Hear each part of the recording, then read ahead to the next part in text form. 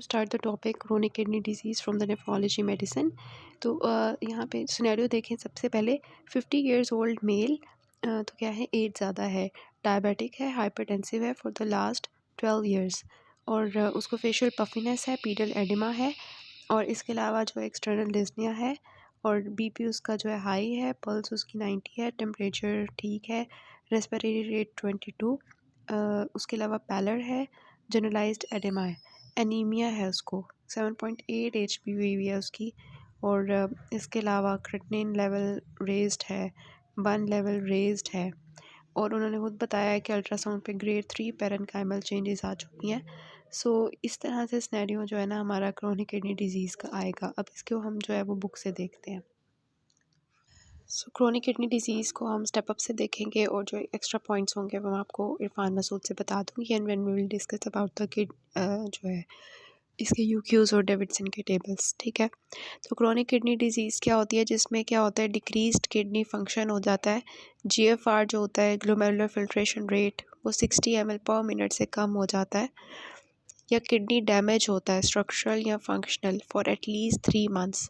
तो 3 मंथ से कम की हिस्ट्री होगी तो हम उसको एक्यूट लेबल करेंगे। जैसे हमने एक्यूट में देखा था ना हमने कि जो है एंड स्टेज रीनल डिजीज़ जो है वो 3 मंथ्स के अंदर अंदर हो जाती थी।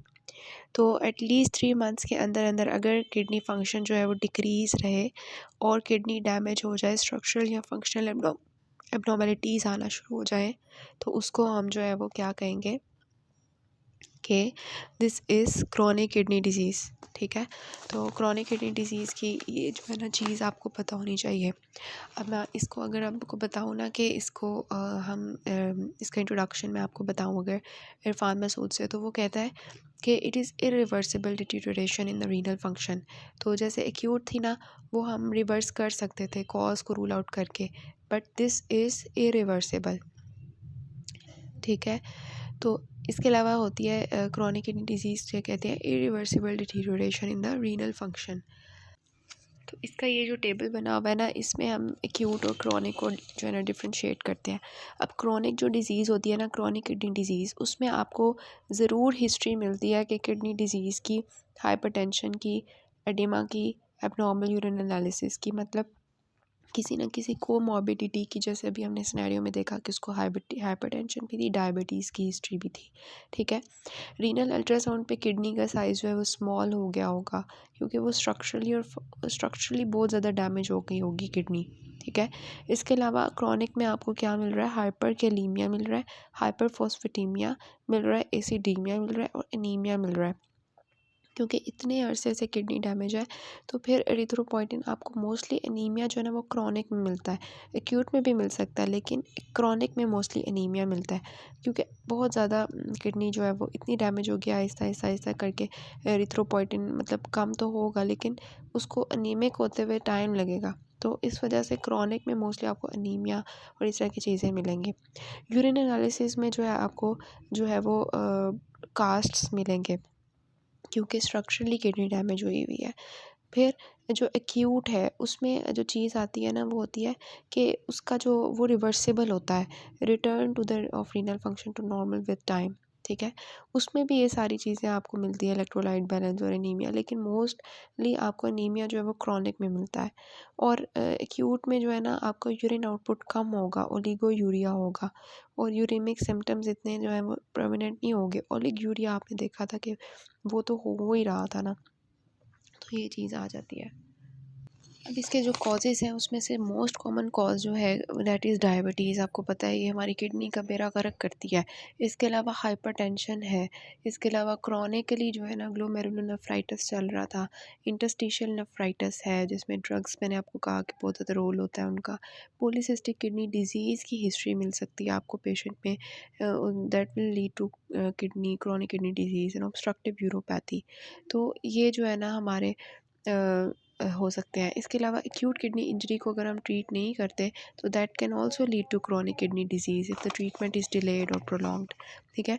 फिर पैथोफिजियोलॉजी की बात करते हैं कि जीएफआर जो है वो जितना ज़्यादा होगा उतनी कम क्रेटिनिन प्लाज्मा में होगी, और जितना ज़्यादा जितना कम GFR होगा प्लाज्मा क्रेटिनिन उतना ज़्यादा होगा, ऐसे ही होता है ना।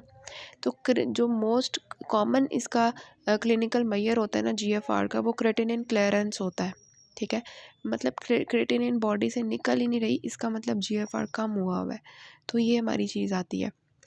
तो अगर जितनी ज़्यादा प्लाज्मा क्रेटिनिन होगी उतना हमें पता चलेगा कि डिज़ीज़ की उतनी ज़्यादा प्रोग्रेशन हुई हुई है, और जितनी कम प्लाज्मा क्रेटिनिन होगी तो उससे हमें पता चलेगा कि रिकवरी हो रही है रीनल फंक्शन की।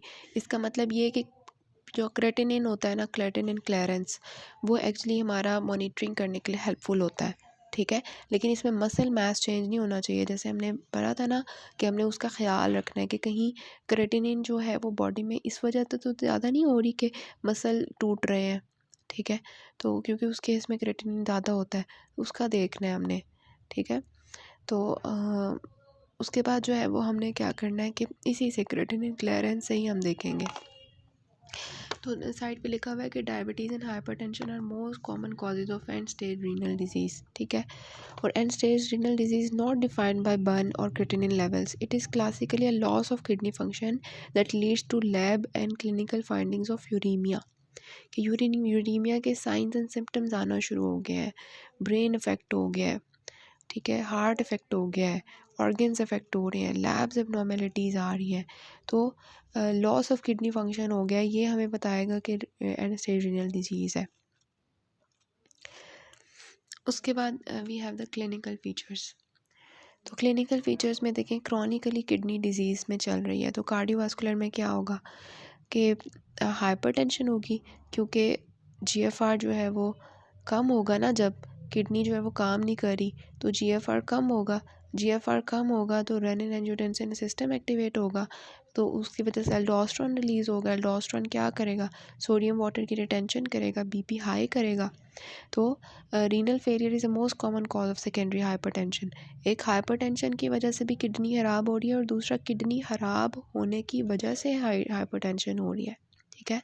फिर हाइपरटेंशन के अलावा क्या है, क्योंकि किडनी जो है वो काम नहीं करी, वॉल्यूम ओवरलोड हो रहा है, हाइपरटेंशन हो रही है, एनीमिया हो रहा है। इन तीनों वजह की वजह से अगर आपसे कोई पूछे कि किडनी के पेशेंट्स में हार्ट फेलियर क्यों होता है, तो आपने बताना है कि हाइपरटेंशन हो रही है रेनिन एंजियोटेंसिन सिस्टम की एक्टिवेशन की वजह से, क्योंकि GFR कम था।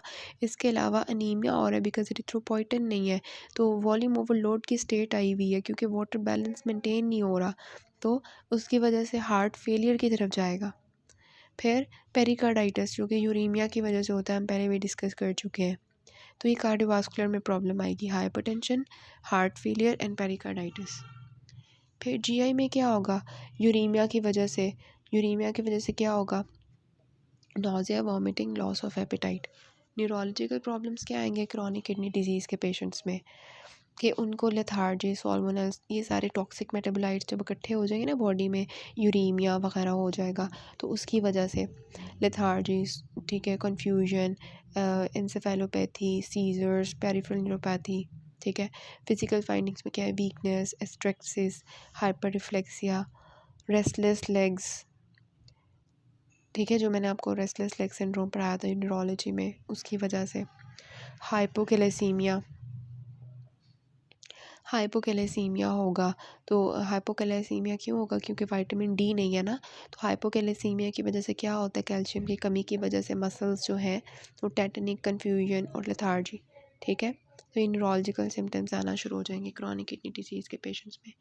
हेमाटोलॉजिकल में क्या होगा, ये आपको पता है, एरिथ्रोपोइटिन नहीं है तो अनीमिया होगा। फिर यूरीमिया की वजह से मैंने आपको बताया था प्लेटलेट्स काम करना छोड़ देते हैं, तो उसकी वजह से ब्लीडिंग होगी। तो ये ब्लीडिंग, प्लेटलेट डिसफंक्शन जो है वो एरिथ्रोपोइटिन की, ये सारा कुछ ना एक्यूट में इतना नहीं होता, क्रॉनिक में ज़्यादा होता है, क्योंकि टाइम लगता है ना इन सब चीज़ों को होने में। एक्यूट में मोस्टली ओलिगोयूरिया के साथ ही पेशेंट आएगा, ठीक है। तो देखें, हार्ट भी इफ़ेक्ट हो रहा है, GIT भी इफ़ेक्ट हो रही है, ब्रेन भी इफ़ेक्ट हो रहा है, ब्लड भी इफ़ेक्ट हो रहा है, ठीक है। और उसकी वजह एंडोक्राइन एब्नॉर्मलिटीज़, एंडोक्राइन तो आपको पता भी है कि क्योंकि हमारी फॉस्फेट रिलीज़ नहीं हो रही, तो बॉडी में हाइपर फॉस्फेटीमिया होगा। हाइपर फॉस्फेटीमिया होगा तो वो हमारे पोटैश जो फॉस्फेट है वो हमारे कैल्शियम को बाइंड करेगा, उसकी वजह से भी हाइपोकैलेसीमिया है। और दूसरा एक विटामिन डी नहीं है तो उसकी वजह से भी हाइपोकैलेसीमिया है। तो जब हाई कैल्शियम बॉडी में कम होगा तो पैराथायरॉयड हार्मोन कहेगा कि बॉडी में कैल्शियम कम है, तो वो रिलीज़ होना शुरू हो जाएगा हाई अमाउंट में। तो क्या होगा? सेकेंडरी हाइपरपैराथायरॉयडिज्म। सो हाइपोकैलेसीमिया, हाइपरकैलेसीमिया, हाइपरफॉस्फेटेमिया हमें मिलेगा। ठीक है। उसके बाद अगर बहुत अरसे से हाइपरपैराथायरॉयडिज्म रहेगा तो ऑब्वियसली पैराथायरॉयड हार्मोन रिलीज़ होके क्या करेगा? हाइपरकैलेसीमिया भी समटाइम्स कॉज कर सकता है। ठीक है। उसमें टर्शियरी हाइपरपैराथायरॉयडिज्म हो जाता है कि वो पैराथायरॉयड हार्मोन ना ये नहीं देखता कि टर्शियरी हाइपरपैराथायरॉयडिज्म में क्या होता है, वो नहीं देखता। पहले ये होता है ना कि कैल्शियम कम होगा तो पैराथायरॉयड हार्मोन रिलीज़ होना है, या कैल्शियम ज़्यादा होगा तो पैराथायरॉयड हार्मोन रिलीज़ होना है। नहीं, उसने अपनी मर्ज़ी से रिलीज़ होना शुरू हो जाना है और फिर हाइपरफॉस्फेटेमिया कॉज करना है, हाइपरकैलेसीमिया सॉरी। ठीक है। तो अब जब आपकी बॉडी में, जब पेशेंट की बॉडी में ये होगा कि उसकी कैल्शियम की कमी हो जाएगी तो क्या होगा? बोन्स वीक हो जाएंगी, फ्रैक्चर्स के चांसेस बढ़ जाएंगे। तो दिस इज़ रीनल ऑस्टियोडिस्ट्रॉफी के किडनी ख़राब होने की वजह से किस तरह से जो है ना बोन्स इफेक्ट हो रही हैं। ये हम पहले पढ़ चुके हैं चीज़ें, मैं जस्ट इसको यहाँ से गो थ्रू कर रही हूँ कि किस तरह से होगा ना। उसके बाद ना आप खुद सोचने वाली बात है कि देखें ये सारी जो चीज़ें हैं जब बॉडी में इकट्ठी होंगी, कैल्शियम फॉस्फेट की चीज़ें इकट्ठी होना शुरू हो जाएंगी वेजल्स के अंदर, तो वैस्कुलर कैल्सिफिकेशंस होना शुरू हो जाएंगी। जब वैस्कुलर वेजल जो है वो कैल्सिफाई होना शुरू हो गए हैं तो ब्लड सप्लाई स्किन को नहीं जाएगा, तो नेक्रोटिक स्किन लीयंस बनना शुरू हो जाएंगी, जिसको हम कहते हैं कैल्सीफाइलेक्सिस, एंड इट इज़ इरिवर्सिबल। ठीक है। फिर सेक्सुअल फंक्शन कैसे इम्पेयर होंगे कि हाइपोथैलेमिक पिट्यूटरी डिस्टर्बेंसेस होना शुरू हो जाएंगी। ठीक है। मेन के अंदर टेस्टोस्टेरोन की कमी है और वुमेन के अंदर जो है वो सेक्स हार्मोन्स जो है उनका प्रॉब्लम है, तो इनफर्टिलिटी एमेनोरिया होगा। ठीक है। उसके बाद जो है वो क्या है? प्लूराइटिस। ये क्यों होगा? ये मैं आपको बता चुकी हूँ कि एक तो वो सारे वो टॉक्सिक मेटाबोलाइट्स इकट्ठे हो गए थे ना, तो इसके लिए फिर हम अल्ट्रावायलेट लाइट और डायलिसिस करवाते हैं। ठीक है। एक ये है कि increase susceptibility to infection is major cause of mortality in patient with CKD, और उसका मैंने आपको रीज़न बताया कि प्लेटलेट डिसफंक्शन हो जाता है due to uraemia. Hypocalcaemia leads to secondary hyperparathyroidism which removes the calcium from bones making them weak and susceptible to fracture। यही होता है ना कि जब कैल्शियम जो है वो ब्लड में नहीं है तो पैराथायरॉयड कहेगा कि मैं इसको ज़रा निकालूं, कैल्शियम को ब्लड में लेके आऊं, तो पैराथायरॉयड बोन्स में से कैल्शियम निकालना शुरू कर देगा, तो उसकी वजह से बोन्स वीक हो जाएंगी। फिर क्या प्रॉब्लम आएगी क्रोनिक किडनी डिजीज़ के patient? Fluid and electrolyte problems आएंगी, वॉल्यूम ओवरलोड शुरू हो जाएगा, तो उसकी वजह से पल्मोनरी एडीमा हमने देखना है जो एक्यूट में भी हो रहा था। हाइपरकैलेमिया जो है वो होगा क्योंकि यूरिन से रिलीज़ नहीं हो रहा। हाइपरमैग्नीसीमिया ये होगा क्योंकि यूरिन में रिलीज़ नहीं हो रहा। हाइपरफॉस्फेटेमिया होगा क्योंकि वो भी यूरिन में नहीं एक्सक्रीट हो रहा। मेटाबॉलिक एसिडोसिस होगी क्योंकि जो है ना हाइड्रोजन जो है वो नहीं एक्सक्रीट हो पा रहा, किडनी ख़राब है। ठीक है। तो उसकी वजह से इसके अलावा जो है वो क्या है कि यूरेमिया की वजह से सेलुलर और ह्यूमरल इम्यूनिटी भी वीक हो जाएगी। तो क्या क्या मसले हो रहे हैं क्रोनिक किडनी डिजीज़ के पेशेंट्स में? हार्ट के मसले हो रहे हैं, hypertension, heart failure, pericarditis, GIT के मसले हो रहे हैं, न्यूरोलॉजिकल प्रॉब्लम्स हो रहे हैं, अनीमिया हो रहा है, ब्लीडिंग हो रही है सेकेंडरी टू प्लेटलेट डिसफंक्शन। ठीक है। और एंडोक्राइन प्रॉब्लम्स आ रही हैं, जिसमें रीनल ऑस्टियोडिस्ट्रॉफी है, हाइपरपैराथायरॉयडिज्म है, कैल्सीफाइलेक्सिस है, सेक्सुअल डिसफंक्शंस आ रहे हैं, प्लूराइटिस आ रहा है, फ्लूइड इलेक्ट्रोलाइट प्रॉब्लम्स आ रही हैं, इम्यूनोलॉजिकल प्रॉब्लम्स आ रही हैं, सारे सीकेडी के पेशेंट्स में देखना होता है। ठीक है। डायग्नोसिस, डायग्नोसिस हम कैसे करेंगे इसका, वही सारी जनरल इन्वेस्टिगेशन शुरू में मैंने आपको बताई थी ना, वही है। बस उन्होंने थोड़ा सा आपको डिस्क्राइब कर दिया कि यूरिन एनालिसिस में आपको सेडिमेंट्स मिलेंगे। जब किडनी डैमेज होगी ना तो उस वजह से ना आपको वो मिलेंगे, ठीक है। उसके बाद हमारा आता है कि आपने क्रेटिनिन क्लियरेंस चेक करनी है to measure the estimate the GFR.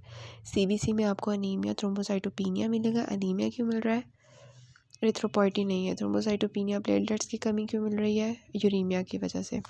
Serum electrolytes करवाएंगे, पोटेशियम ज़्यादा मिलेगा, कैल्शियम आपको कम मिलेगा, हाई फॉस्फेट आपको ज़्यादा मिलेगा। सीरम प्रोटीन्स लेवल चेक करवा लेंगे, एल्ब्यूमिन जो होता है। रीनल अल्ट्रासाउंड करेंगे, उसमें आप किडनी का साइज़ देखेंगे, ऑब्स्ट्रक्शन देखेंगे। तो अगर तो स्मॉल किडनीज होंगी तो they are suggestive of chronic renal insufficiency. अगर नॉर्मल साइज है या लार्ज किडनीज हैं तो उसका हमने देख के ये नहीं कहना कि किसी को क्रॉनिक किडनी डिसीज़ नहीं है, वो वैसे ही बता रहे हैं। स्मॉल किडनी सजेस्ट कि बड़ी देर से किडनी ख़राब है।